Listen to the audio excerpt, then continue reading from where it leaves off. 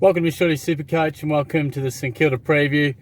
Shorty just thought he'd go out and do a bit of shopping and just thought I'd do a little preview while I'm at it. So a little supermarket car park session. But the lock, the risk, the breakout, no chance for my side. Was a little difficult at times for some of these for the Saints. And the Saints have had a tough few years. A lot of promise though building for this year. A lot of excitement around the club and a few recruits.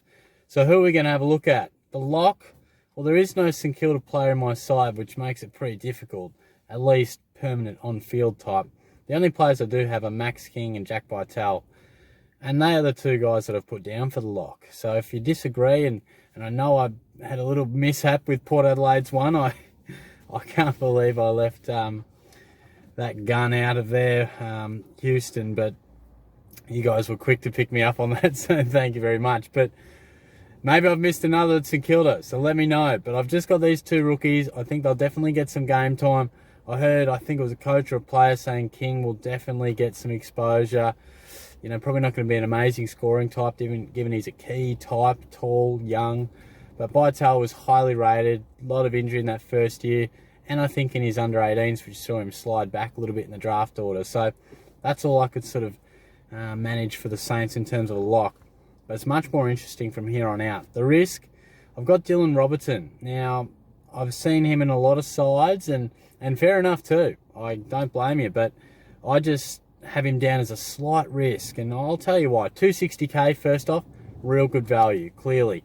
Bloke that cheap, that capable of averaging 90, impressive. But my concerns are probably the fact that he hasn't averaged good numbers all too often throughout his career. And it's been a long time between drinks. 2019, obviously didn't play any footy, and just the 4 games for 68.5 in 2018. Obviously, he's had a lot of troubles, which are pretty concerning at times, but all reports are that he's back training and training well. But who isn't at this stage, I guess? But 2017 and 2015 are the numbers you guys would be spruiking if you got him in your side. 92.6 and 90.6. Plays a nice rebounding role, a pretty creative kick. The Saints tend to like it in his hands. They've got a couple of those runners like Webster, Savage, but Robertson certainly seems to be the general down there for the most part. Can he find his best football? I'm going to need some pre-season games to see, but even then, I doubt I'll be going with him just because I like the way my side's set up at the moment. But hey, if he comes out, it looks like he's been an absolute general ball user off the half-back line. It's going to be tough to turn down at that sort of price. Rowan Marshall at 598k. Now, sometimes players just explode and you just didn't see it coming. We talk about all these breakout contenders and so often they don't work out. And then Rowan Marshall just goes, yeah, I'll go 62.8 up to 110.2. Unbelievable. I kept waiting for him to fall off the perch. I really did. But then I actually sat down and watched him for a full game. I thought, this bloke ain't going anywhere. But it's probably not where he's going, but who's coming in? Paddy Ryder, how is that going to affect him? Same interview that I referenced before that talked about King, referenced Marshall and Ryder, and they were definitely planning on using them together.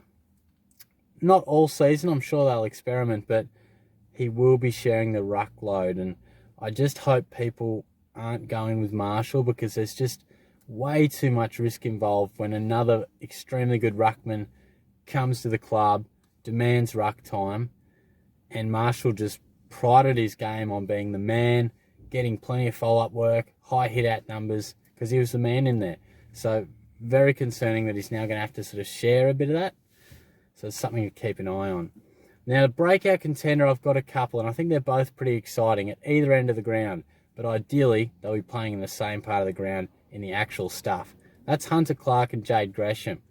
You know, one's available as a forward and mid, the other a defender. But I reckon there's a good chance they could both run through the middle at the Saints this year. Hunter Clark, you guys know I'm a massive fan of him. Been a big fan. I saw him play a game last year. I can't remember what it was, and I just couldn't believe how clean he was and how much he had sort of bulked up and looked so much more composed compared to the young, sort of skinny, long-haired type that I saw play down at the Cattery in his first season. Now, he's 402k, and I think at some stage he'll run through the middle. But we say that a lot. We don't care if some stage is going to do it. Bloody do it now and we'll pick him. That's what we need to see. Watch him closely through the pre-season because he looks strong. He looks like the bloke who loves the big stage and wants to be the man in there. I really, really like him. You know, he's top 10 pick previously. Definitely keep a close eye on him. And Jade Gresham has been a bit more of a tease. 456k, forward mid. Same interview again. I was listening to a bit of the radio. But the guy said, who are a couple of players who have the license to just go out of the clearance? You know, Paddy Dangerfield style. Nat Fyfe, you know, I'm going. You boys get my man. And he said it was Gresham for their side. Very interesting. It shows what they believe he can do, that he can be that game breaker. He's the guy that they want to be dominating. Can it happen? We've seen him have some pretty damn good games mixed in with some below par games, and it just hasn't developed into absolutely outstanding numbers consistently yet. But I definitely reckon he could be sort of a Zach Merritt type at his best, sort of a shorter guy in the midfield, but still very capable of averaging really strong numbers. I don't think I'll go with him because, like I said, the forward line, I'm probably looking more like a Hugh Greenwood or probably tracking Jack Stephen a little closer. But hey, both those guys could just put their hand up pre-season and say, look, you've got to consider me because I'm bloody on fire. So something to think about. And who's no chance from a side? A bloke who was a pretty good servant of Shorty's superstars last year, Jack Billings. 509k, averaged 93.8 last year. Why is he no chance? Because I think that's just about where Jack's at. Sort of low to mid 90s probably.